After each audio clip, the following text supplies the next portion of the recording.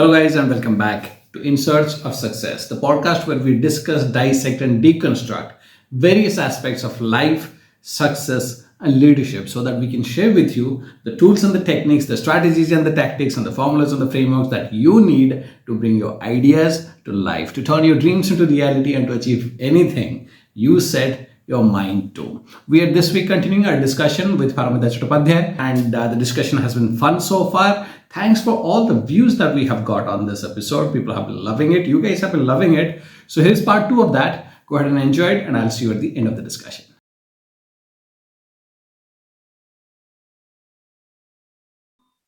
Now, again, why this question needs to be discussed is I've been part of a lot of companies when I was working, right?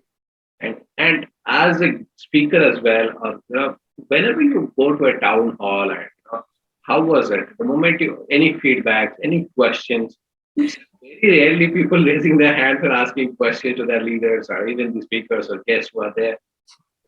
That's what. So that means they are not comfortable asking questions or raising concerns. And that is not one company. Company after company, I would say 90% of the companies will see the same culture.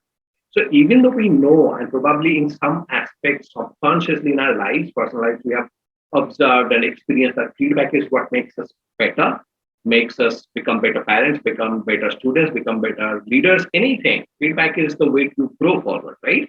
So we have experienced it. But when it comes to the workplace, somehow it's still missing today, 2023 as well. It's missing in a lot of workplaces. So we have, again, the knowledge when it comes to receiving feedback and giving feedback in a constructive manner. I think a lot of managers and leaders, they lack the skill. Not only giving constructive feedback, the second part of the feedback thing, which they miss, is receiving feedback. Giving is kind of okay, we can still manage, but receiving feedback in a constructive manner. Okay, these are the things I think I'll focus on, and I'll go back making strategy and come back to you. Hey, Paramita, you gave me this feedback, and I have made a strategy to do all these things. What do you think? You want to give some inputs and put some measurements in place so that we can come back after a month and check whether there have been improvements or not. That's very difficult because the moment somebody says something negative to me, and I was like that also for a long time. Anything negative, I was like on a defense mode. Oh no, this is not. This didn't happen. Or this is your fault. So yeah, the question is okay. Discussion is okay, but I see a lot of gap in the workplace still today. So if you have to mentor a leader at workplace or a company which has leadership team, and they say these are the 12 members we have, and we want them to learn about giving proper feedback, constructive feedback, timely feedback, and you have to basically mentor them. How would you want them to get started? What will be the one habit or two habits that you teach them to practice so that they can improve on receiving feedback creatively or positively and giving constructive feedback as well? How do you mentor? It would begin with self-awareness, because unless and until there is self-awareness, so many of us have self-belief. Okay. We think we are great in many ways. So self-belief is high. But when self-belief is high and self-awareness is low, that's where feedback cannot be taken.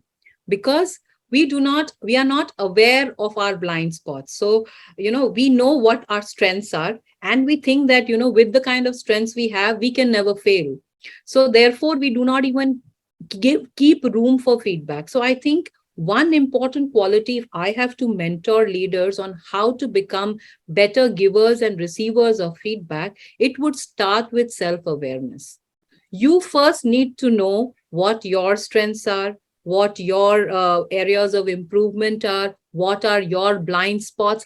Once I know where is it that I am lacking, then when someone validates that in the form of feedback, it becomes easier for me to accept it. If I'm going to live in denial that, no, I'm doing the very best, I am the best leader that they can have, I am so open, anyone can walk into my cabin and talk to me, that does not make you a good leader. Unfortunately, many leaders feel that keeping their door open for people to come in is enough to be a good and approachable leader. Right. Unfortunately, that is not true. So many people will whisper so that that voice does not go in. That's the only thing which happens, but that does not facilitate easy communication or open communication. Right. For you to be able to project this, that you're open to feedback, you actually have to. So what happens, like you were mentioning, in a town hall, on a public forum, to ask for feedback is not the right way. I do not think that's the right way to take feedback. If you really want 300 people on your town hall to give you a feedback, send them a Google link in which they can fill in the feedback anonymously. Mm-hmm. That way, you will get correct feedback. Right. The moment, because there is a certain fear that if I say this, they might consider me in bad light, and therefore they do not want to give feedback. Where that fear is tamed on what? A bad culture, bad Yes, of behavior, course. right? Perfectly. It's the organization culture which builds that fear. Because if they have seen in the past, if there's been a history that whenever someone voiced their feedback, they were shown the door, what will give me the courage or the motivation to go and give feedback? Because that is one thing. Second thing is, if I have seen in the past in my organization that whenever a feedback was even taken, it was never implemented. Right. So then I feel, why am I breaking my head on giving a feedback? Even if they take it, they are never going to implement it. So it is both the things. One is it feels useless or of no value because feedback is never getting inculcated or implemented. And the first thing is fear of losing a job, fear of creating a bad impression, fear of getting a negative rating, fear of being put on the radar. So these fears are very strong in an employee, and therefore they will never voice their feedback openly. So to be able, for the leader to be able to take feedback well, I think it starts with self-awareness. Then I would recommend them to take feedback one-on-one. Call people in and have a one-on-one discussion so that they are not, there is not 1,000 other pair of eyes which is watching them giving the feedback, because that can be intimidating for many people, not just introverts, even extroverts, because they do not, for the fear of being judged. Right. If I am in an open forum and I have to give feedback, and a feedback which is not positive, I am fearful, because I know not just the person whom I'm giving feedback to, there are 500 other people who are going to judge me for what I'm going to say. I might be considered stupid. I might be considered, like a traitor who does not think well or is not aligned to the organizational goals. So for the fear of being rejected, for the fear of being outcast, people will not give feedback. So for any leader who really and genuinely is interested in feedback, is genuinely interested in incorporating the feedback to make the system, framework, process more robust, then they should start with self-awareness, know their gray areas, or take advice from people who are close to them in terms of their blind spots, develop that self-awareness, and then take individual one-on-one feedback from people, and then try and work on it. So if you do that in a public forum, you will never get any feedback, because I feel those questions are rhetorical questions. When your CEO in the town hall says, anyone has any feedback, it's a rhetoric. They do not want a feedback, because that's not the way you take feedback. If I am coaching someone or you are coaching someone, is that the way you would take feedback from them? We don't do it that way. So we just ask them probing questions. Feedback comes on its own, right? So if you really are interested in feedback, mechanism has to change. It has to be, confidentiality has to be maintained, self-awareness has to be built in, it has to be more one-on-one, and with the, with a promise to self that if something comes by, I will be able to internalize it well, and then implement it to set a benchmark. The moment people in the organization see that whatever feedback was given was entertained, was inculcated and implemented, I will be motivated to give feedback, because then I know what I'm doing is a value process. Otherwise, it's just like a checkbox activity. That, okay, who has feedback? Everybody says whatever, checkbox done, okay, close, we move on to the next town hall. So there's nothing really which is getting implemented. So yes, that's what I would tell every single leader who has found it difficult to get feedback, because the problem is not in the person who's giving the feedback, the problem is in you.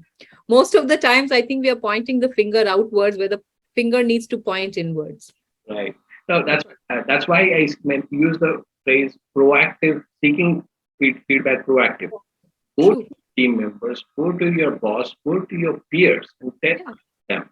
And first of all, that's what, when you ask, they're okay. That's how you take that fear away. Hey, if I do something or tell something to my boss, I'm going to get fired. No, you go start asking the questions, start listening to the feedback. And as you rightly said, implement those feedback. That's when they see the value. Okay, our boss not only asks, he or she is going to implement it.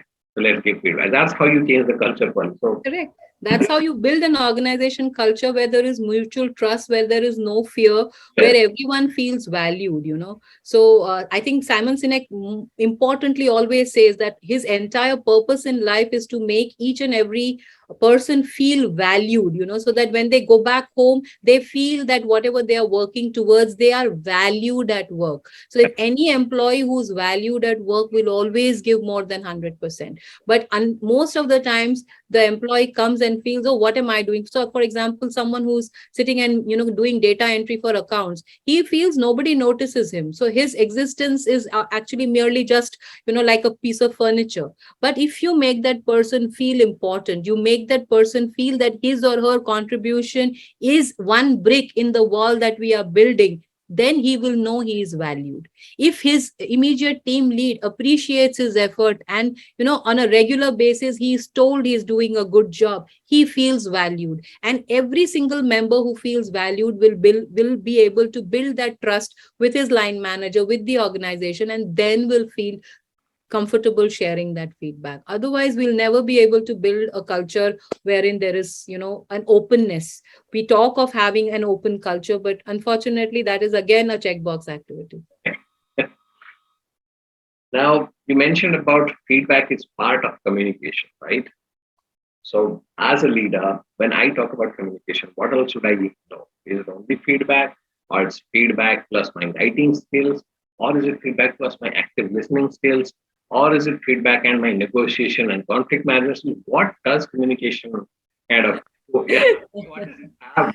I think you can't really pick one over the other. I think effective communication, to a great extent, as a leader, if you're assertive in your communication, I think that will work very well for you.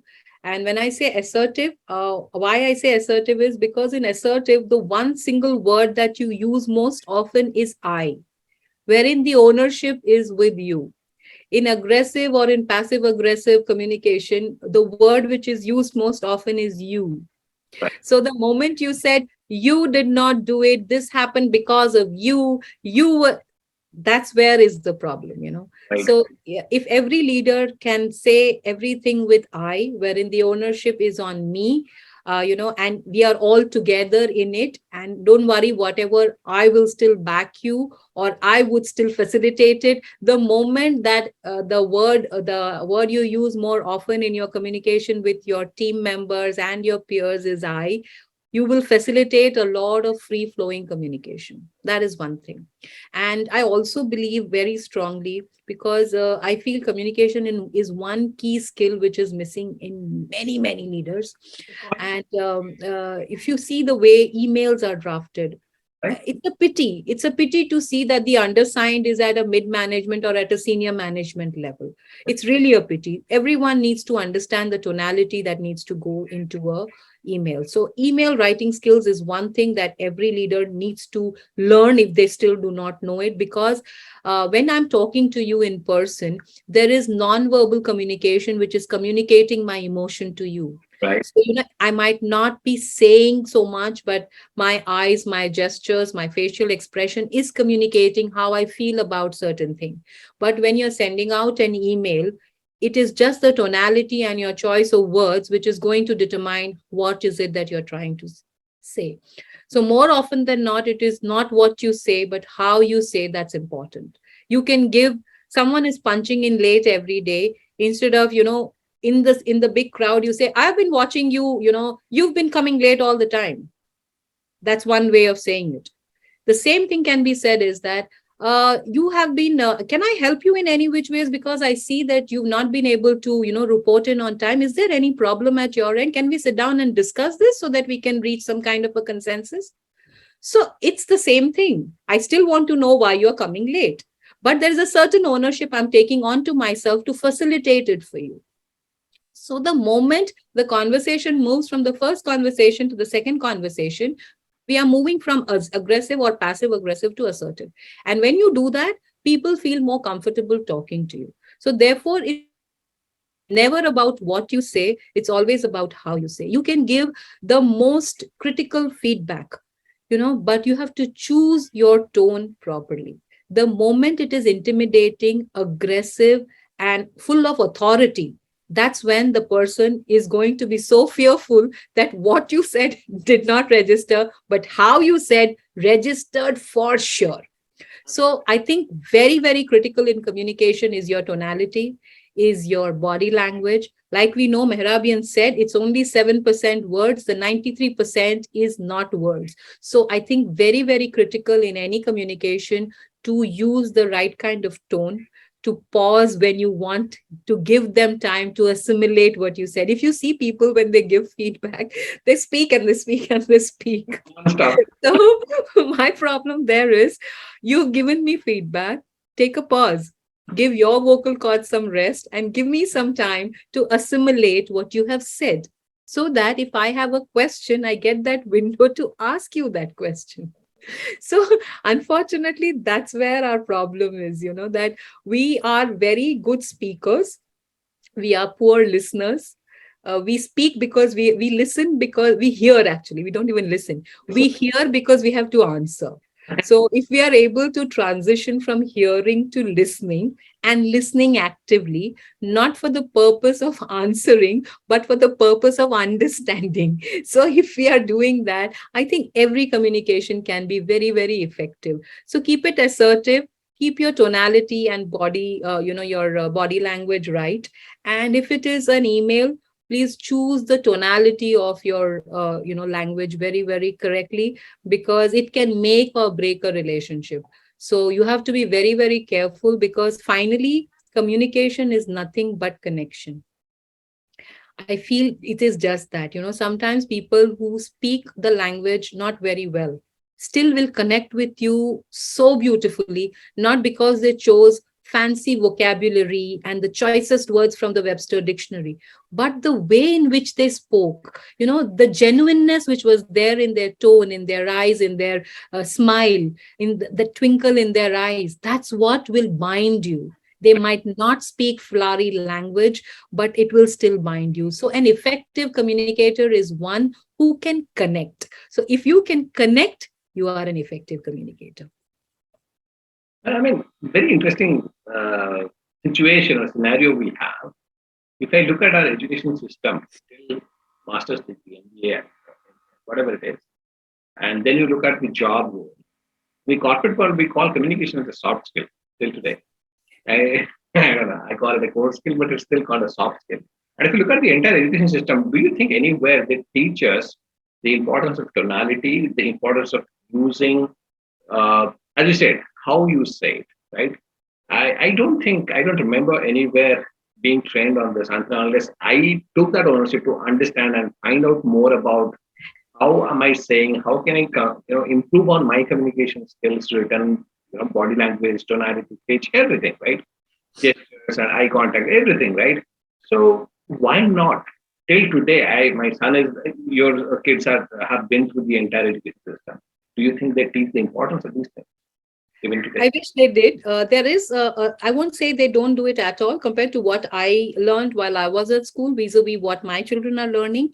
Yes, communicative language has found a place, not in the curriculum that is going to be assessed at the board, but definitely as a part of additional learning or co-curricular activity, in which communicative language skills have become part of it. Because like LSRW, that is the essential language skills, that is listening, speaking, reading, and writing. Apart from that, the fifth skill, which we are harping on more in the curriculum now, as a co-curricular or a co-scholastic activity is communicative language. So how do you use the language correctly to communicate, where we teach about tonality and things like that. But yes, it could be done more aggressively. It is not part of the prescribed curriculum, so not many schools are doing it. Some schools are doing it because they've understood the need, just like financial literacy has become a need of the hour, or digital citizenship has become the need of the hour. And many of our schools, including the Z schools, have incorporated it into their co-scholastic activities. But we still have a long way to go. Long way to go. But NEP is also very strongly, that's the National Education Policy 2020 released by the government, has also, focused or is advocating the need for communication, advocating the need for vocational education. These things are going to slowly get integrated into the education. I'm very positive and optimistic that these are the things which we really need to teach our children, because I feel they might become leaders much later, but they are still people who are making connections every single day. And their social learning and their social skills are to a large extent dependent on the kind of communication that they make. So very, very integral skill, apart from LSRW, communicative language skills should be made part of the curriculum. I think, yeah, it's a very, very important tool. If it is integrated early, it will only make children better. And, the kind of environment that people are growing in, where, especially because many of the homes now are single child homes, children don't know how to take no for an answer. So, if this kind of sensitization is taught, that, how is it that you can give a no, answer can be a no, how to take no for an answer, and how to be able to still go ahead with life with a rejection, that is very, very important. And that can definitely be inculcated into the curriculum in the form of communicative language skills. Right, and we make that change happen. Yeah, true. I agree. Now, from your personal experience, do you remember somebody mentoring you or some manager with whom you have worked, right? And something memorable lesson you have learned from that particular person that has stayed with you, that has made you a better leader yourself. So, what is the best leadership advice from experience you have that you can? There are lots of them, actually. I think the first leader who comes to my mind when you say that is not someone who mentored me per se, but my principal at school. So I studied in Nasser School in Hyderabad, and the principal there, Begum Anis Khan, I thought she was a fantastic leader. She just knew how to harness the strengths. She had a very large team of teachers, I think about 100 odd plus. But, her skill of knowing who's capable of what and assigning duties bases the strengths was amazing to see. And that's why every event that our school ever hosted worked seamlessly with clockwork precision and always garnered a huge applause from people. No parent ever went back and said that this event was not as expected. She had set the benchmark so high, but each time we would meet or overdo it. We would surpass all expectations. And every time I was part of so many investiture ceremonies, so many sports days, the annual day, the concert. And each time I thought, wow, this is super. And next year when it happened, I thought, oh my God, this is even better. So, it was amazing, the kind of planning, the kind of organizational skills she had as a leader, the kind of vision she had as a leader. And the most important thing which I learned from her is how to understand and harness the strengths of your team well, because not everyone can do every task well. She knew on the tip of her fingers which teacher, which student, which council member had what strength. And she would, with kind of conviction, she would move ahead. You could not challenge it. So I think that kind of stayed with me, that, if you have a team, you need to know the strengths of your team really, really well. And then that is definitely a successful venture, because if you tell a fish to fly, she will not be able to do it. So give the fish a swimming pool to swim, and then you see how she wins the race. And that's something my principal, Mrs. Anis Khan, taught me really, really well, that harness the strength of your team really well. And that's one very key learning I learned really early in my life, because I was a part of the student council for 4 straight years. And the kind of faith she showed in our abilities, it was unbelievable. We were just what, 13, 14 years old. But when she said, you are going to anchor this event, the kind of confidence she had in you, you could not underdeliver. You just had to go out and give it your very best. So, I think that is something that I learned from her, that, how do you manage the strengths of your team really well? Then going ahead, one leader, Mr. Kishore Iyengar, he was my cluster principal when I was working with WIBGYOR. I learned from him the art of composure, which is displayed by MS Dhoni at various international levels. But that is something he embodied at every single day, every single day. I mean, if some people came to him saying, sky is falling. He said, doesn't matter. We will put 2 bamboo sticks to hold the sky. He had that kind of composure. No matter how difficult the situation, how to think in a composed manner, how to never think that it's the end of the world, how to ever also always be able to sit down, look at the pros and cons, and take the best solution out, to never get stressed in any situation, no matter how bad it is, because for him, if his people were fine, then no situation was bad, because he had so much faith in his team. He said, with the team along my side, any difficulty can be overcome, any kind of stress can be managed. And when you see that smile on his face, and that composed look, even when you said the sky is falling, you would yourself feel like Atlas holding that sky on your head. It was like that. So I think that is one skill I learned from him, that never cave into pressure, no matter how bad the situation. Wear your smile, keep yourself composed.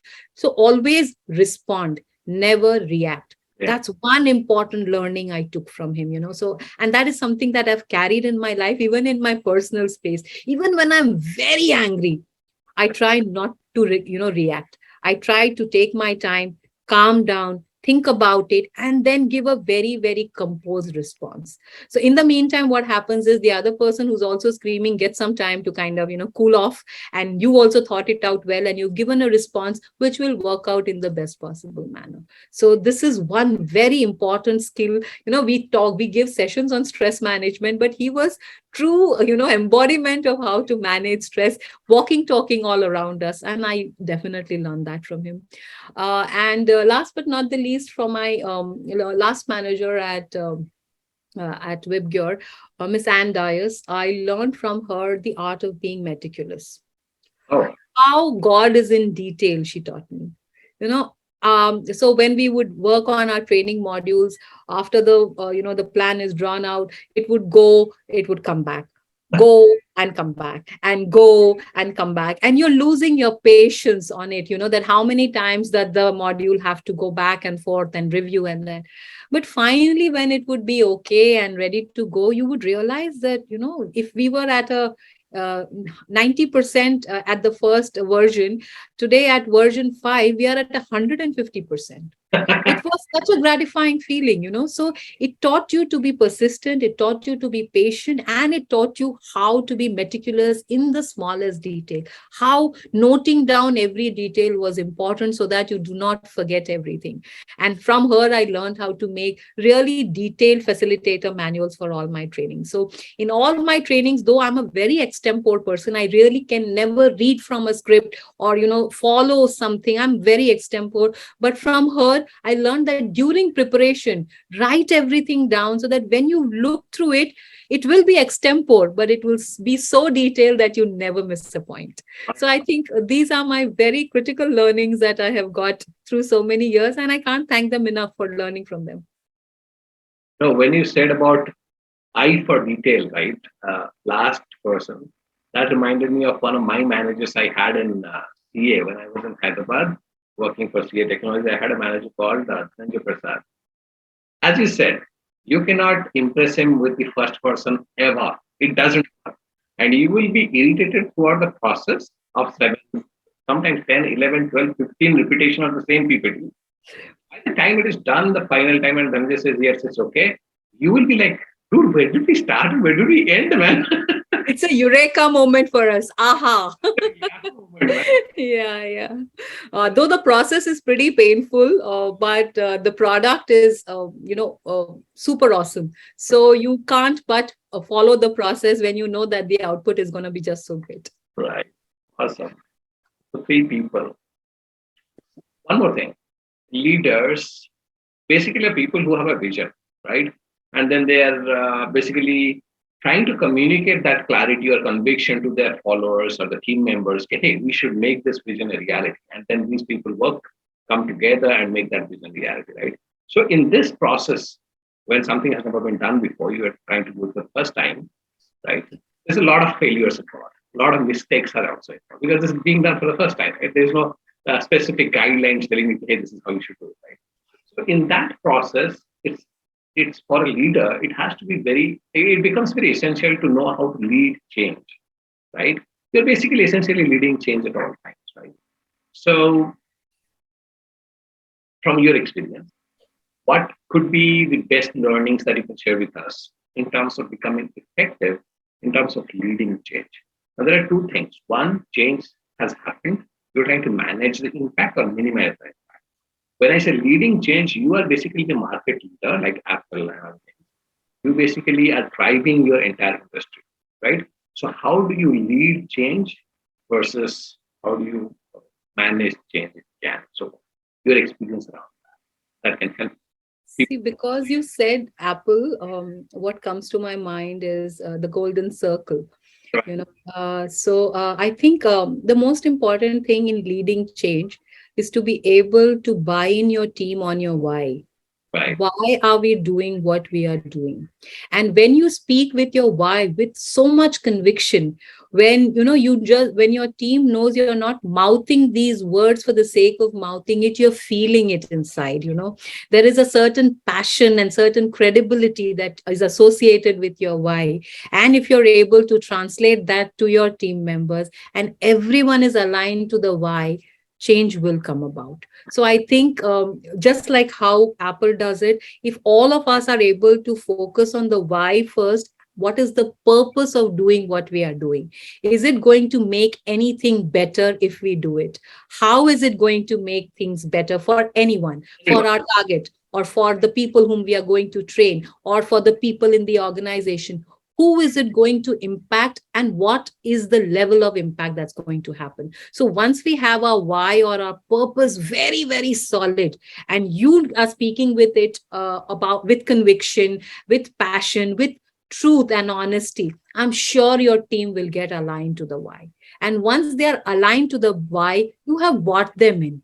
Then defining the process, or the how as he calls it, is much, much easier, because it's always defining the why which is very important. Most of us have focused on the how and the what, and we've forgotten about the why. And that's why the mismatches happen. And that's why, the core of the golden circle has been compromised on. So after knowing this, if we still do not work upon the why, then it would be it would be really sad that, it would be the same thing about you're talking about the knowledge action gap. We know what needs to be done and we still don't do it. So I think, for any kind of change to be brought about in any environment, whether it's a school environment, corporate environment, anywhere, I think first thing, as a leader, you need to be convinced about it. You need to find credence and credibility in it, and you need to be passionate about what you're doing.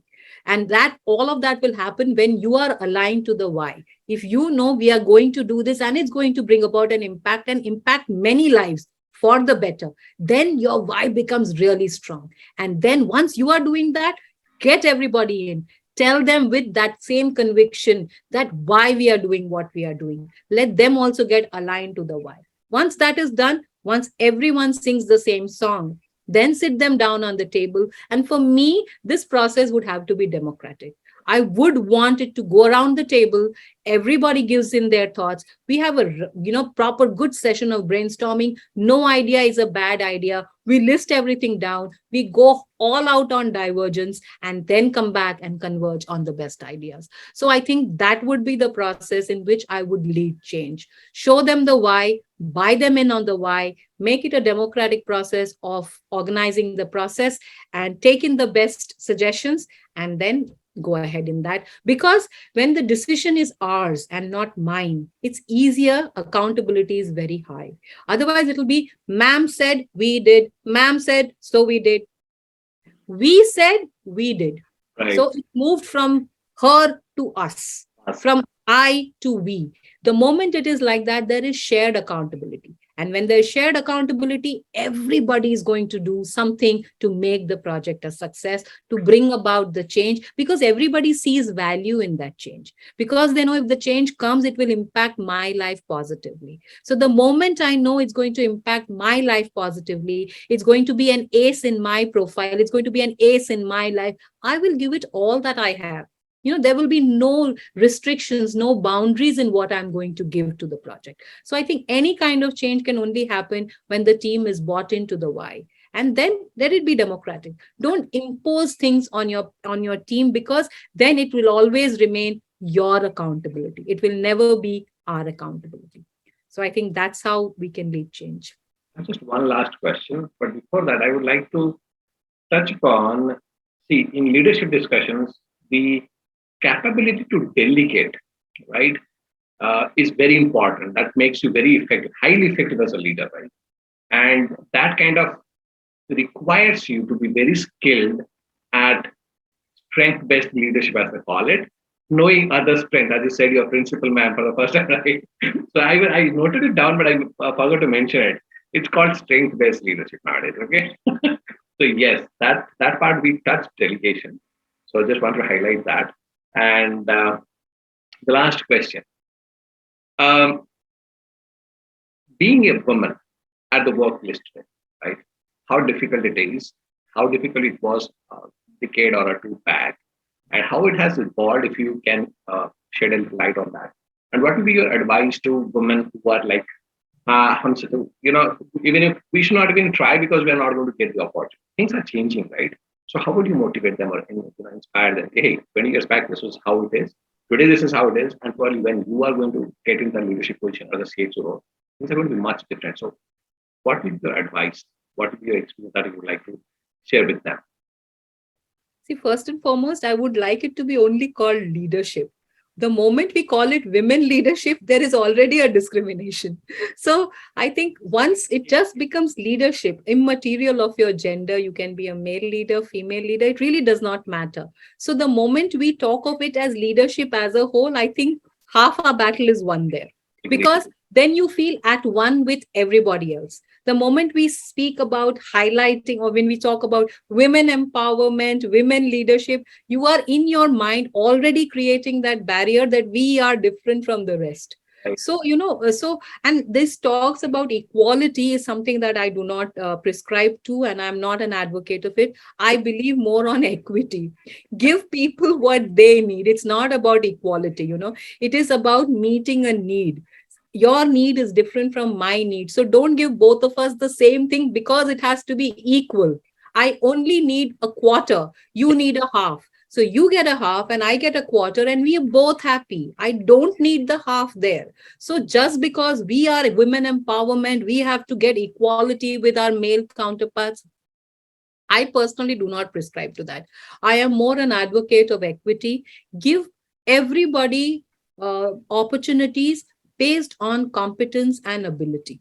I think that's the key. Because when I started out, because like I just told you, that when I started my second innings at school, when I started, I did not have a technical degree in education.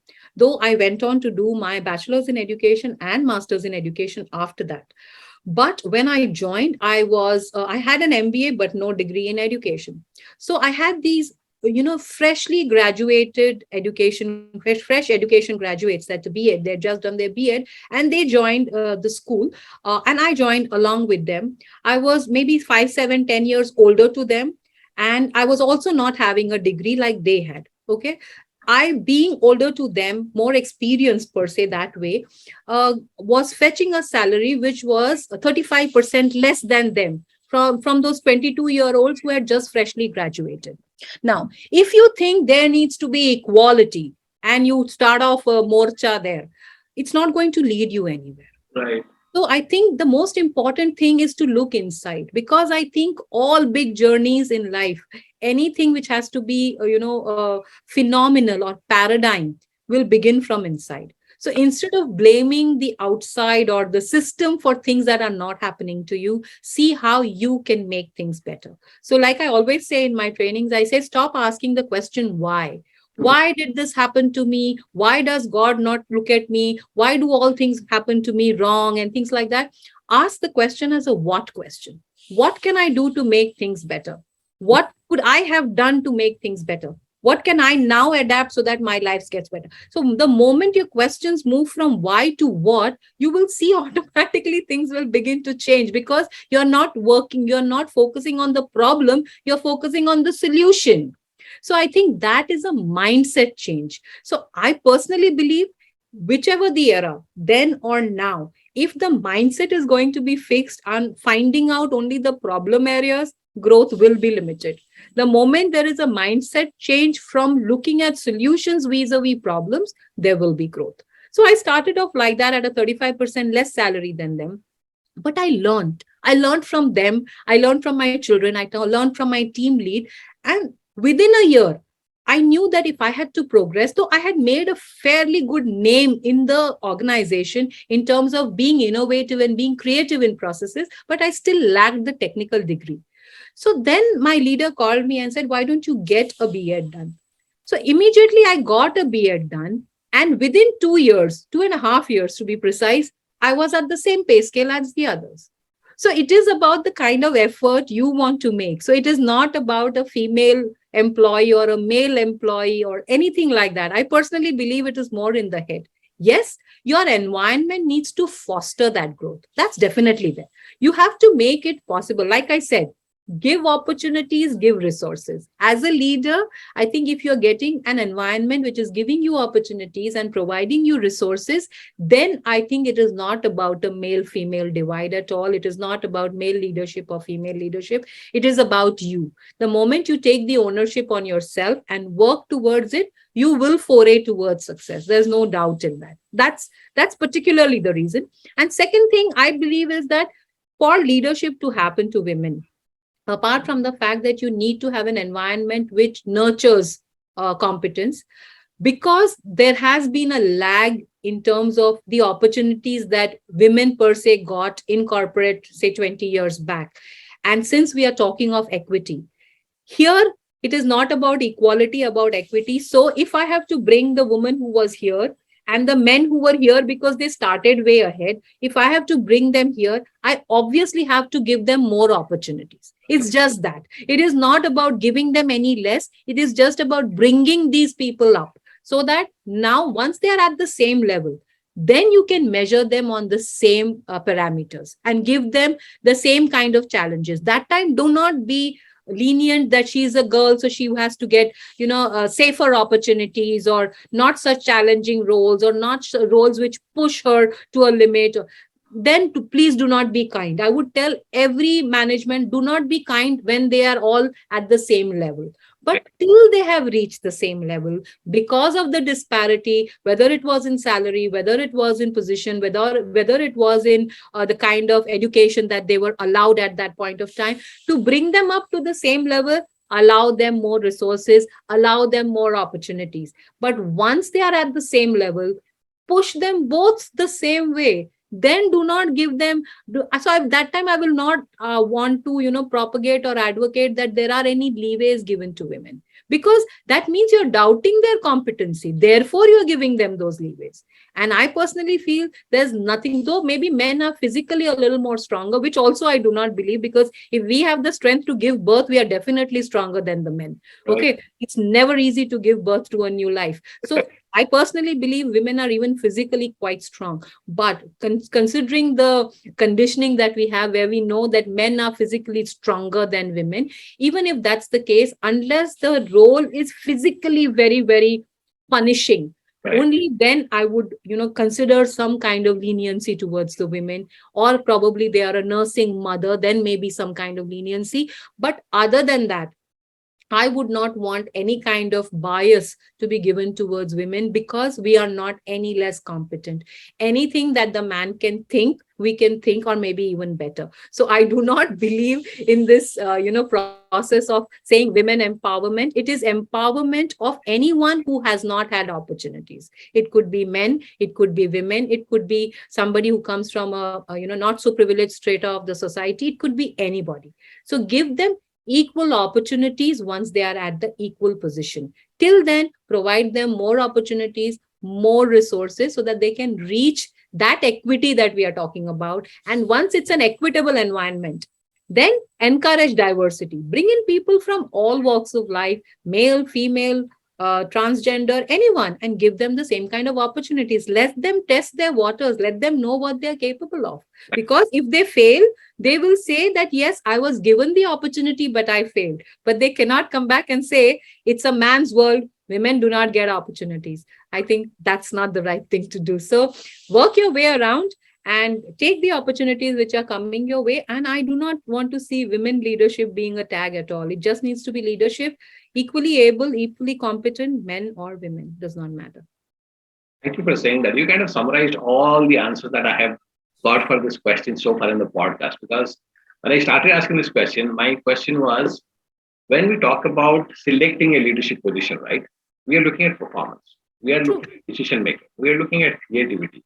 When did we look at gender? When did we start looking at gender for a promotion here?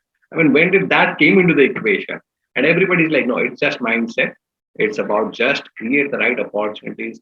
As I said, you just summarize the entire discussion so far, so many episodes. Just again summarize it. Beautiful. Wow. So I feel like we can continue for another 2, 3 hours because I'm thoroughly enjoying and learning a ton. This, I think that's what happens when you interact with a trainer.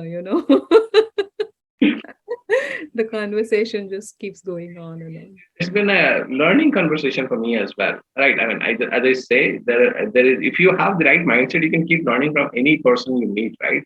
And I'm a learner for life, Deepak. Till the last day, like one of my trainer colleagues says, it's work in progress till rest in peace. So WIP till RIP. right, I kind of borrowed it from him, but I liked it so much because I also personally believe that perfection is a fallacy. Don't tell me I am perfect because I don't want to be perfect.